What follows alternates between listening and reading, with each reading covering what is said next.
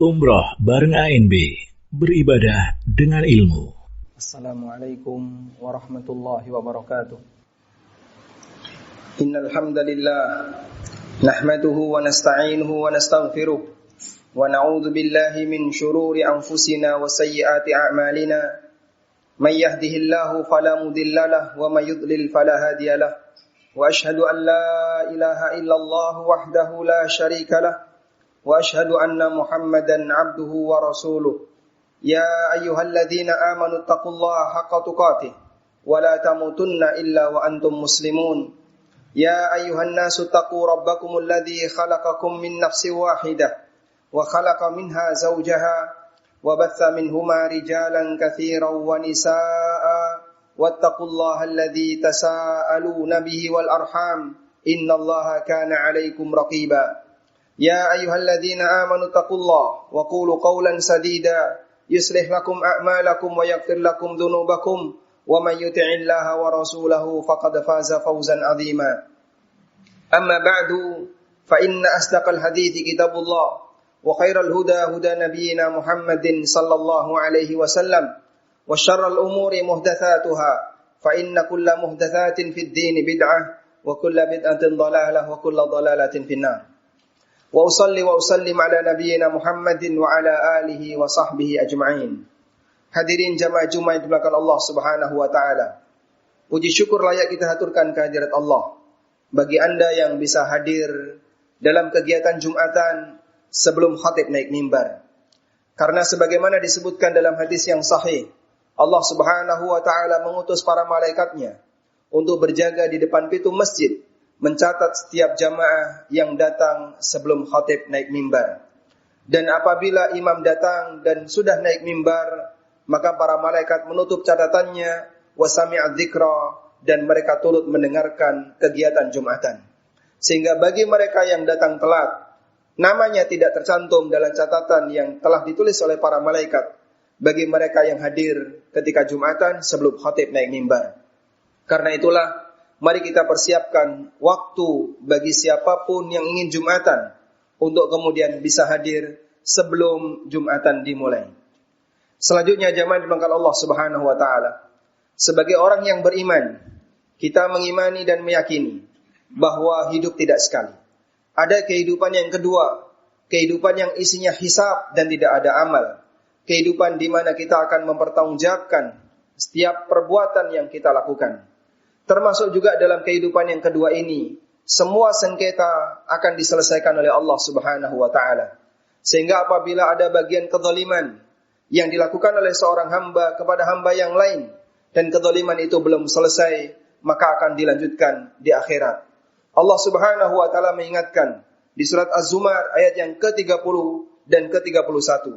Innaka mayyitun wa innahum mayyitun. Sesungguhnya engkau Muhammad akan mati dan mereka orang-orang kafir juga akan mati. Thumma innakum yawmal qiyamati 'inda rabbikum takhtasimun. Kemudian kelak kalian semua besok di hadapan Allah Subhanahu wa taala pada hari kiamat, takhtasimun, kalian akan bersengketa.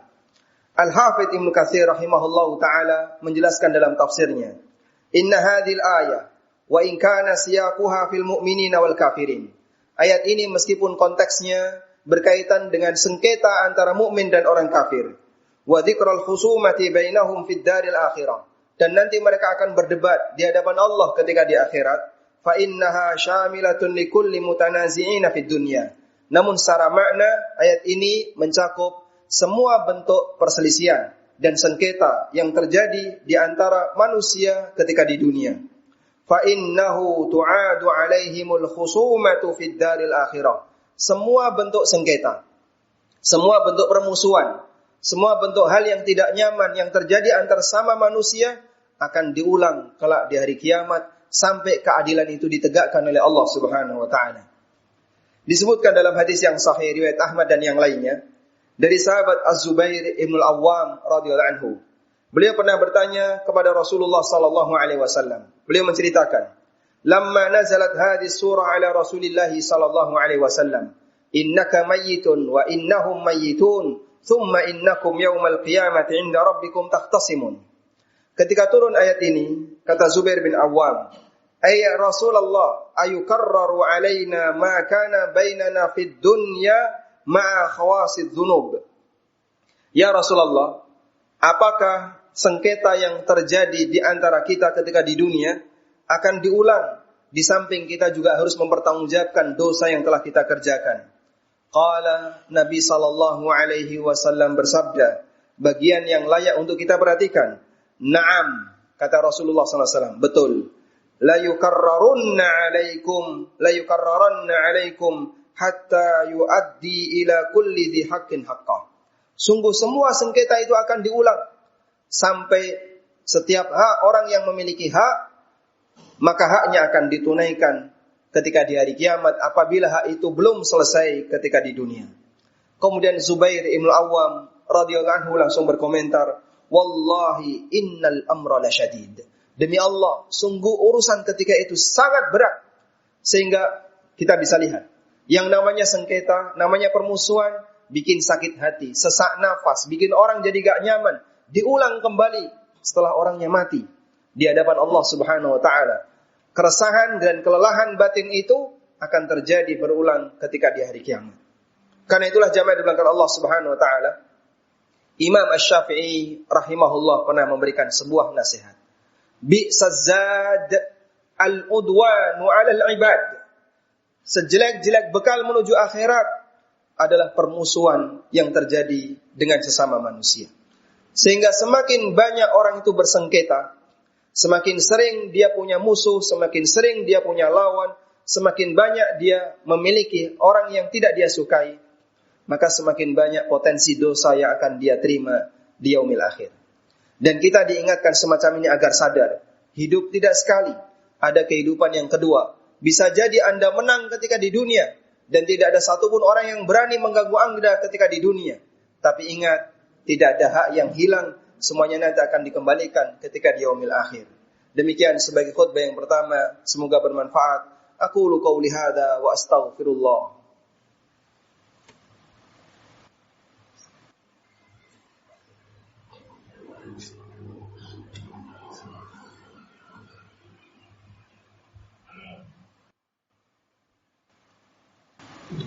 Alhamdulillahi wa kafa, wassalatu wassalamu ala rasulil mustafa, wa ala alihi wa sahbihi wa mawala, wa ashhadu an la ilaha illallah wahdahu la syarika lah, wa ashhadu anna muhammadan abduhu wa rasuluh.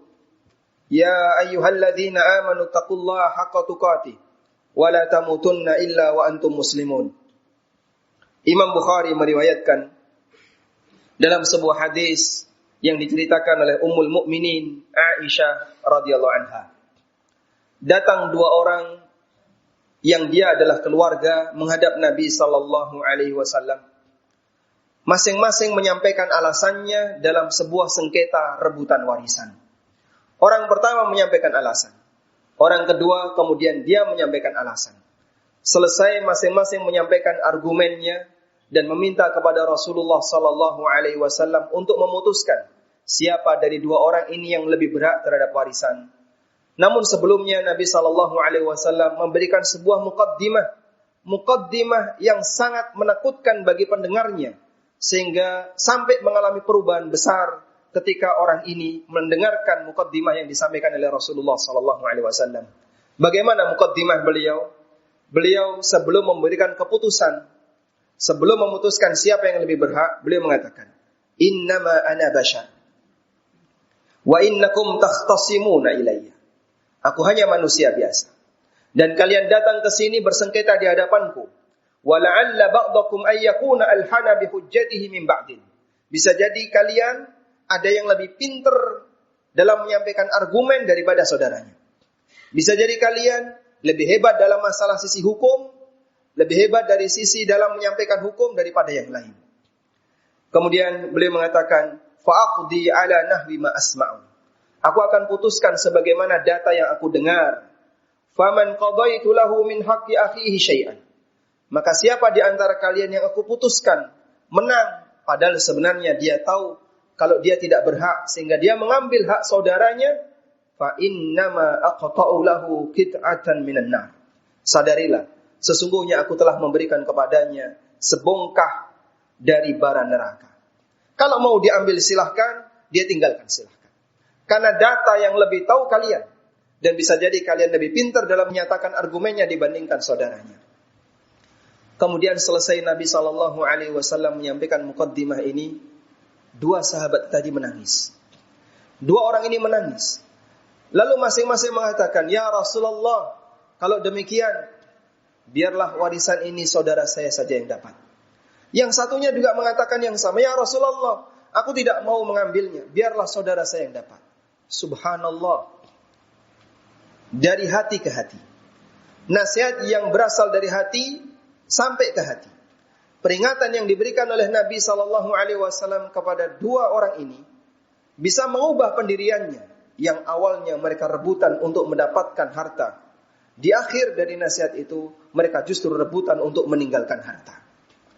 Karena itulah jamaah dimulakan Allah, hal yang paling besar untuk bisa menjadi nasihat bagi manusia adalah peringatan akhirat. Ketika seseorang memiliki kesadaran kalau nanti dia akan dibangkitkan.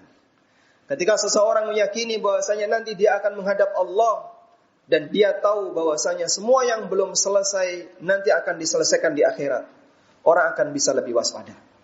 Sekali lagi, ketika di dunia keadilan tidak sempurna. Ada banyak orang yang korupsi sampai mati tidak pernah dihukum. Ada banyak orang yang dia mengambil hak negara sampai dia mati dan dia belum pernah tersentuh dengan hukum. Dan ada banyak orang yang ketika rebutan warisan dalam keluarganya dia menang di pengadilan, padahal sebenarnya dia tidak berhak secara agama dan nanti semuanya akan menghadap kepada Allah Subhanahu wa taala. Hak yang tidak selesai akan dilanjutkan di akhirat. Karena itulah jamaah dimulakan Allah Subhanahu wa taala, jadilah hamba yang nol kezaliman. Bagaimana bentuk nol kezaliman? Jangan sampai ketika kita mati ada hak orang lain yang belum selesai. Segera ditunaikan ketika kita masih hidup. Apapun bentuk kezaliman, baik kezaliman berkaitan dengan masalah harta, baik kezaliman berkaitan dengan masalah kehormatan orang lain, atau kezaliman yang berkaitan dengan hal yang lainnya, segera untuk diikhlaskan sebelum dinar dan dirham serta mata uang apapun tidak laku untuk dijadikan sebagai alat bayar, karena semuanya akan diselesaikan dengan dosa dan pahala. Kita memohon kepada Allah Subhanahu wa taala, semoga Allah memberikan petunjuk kepada kita agar menjadi hamba yang selalu sadar akan akhirat dalam setiap muamalah yang kita lakukan, sehingga kita menjadi hamba yang bisa lebih hati-hati dan selalu memiliki perasaan wara' ketika kita mengupayakan harta yang halal. Allahumma salli ala Muhammad wa ala ali Muhammad kama sallaita ala Ibrahim wa ala ali Ibrahim innaka Hamidum Majid.